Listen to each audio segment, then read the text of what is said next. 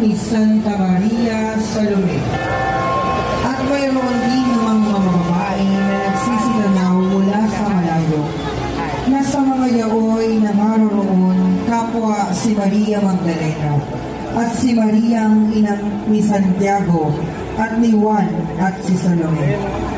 Ayon sa tradisyon, siya ang asawa ni Zebedeo, ang isa sa tatlong babae na nagtungo sa libingan ni Jesus noong linggo ng pagkabuhay upang lagyan ng hira ang bangkay ni Jesus.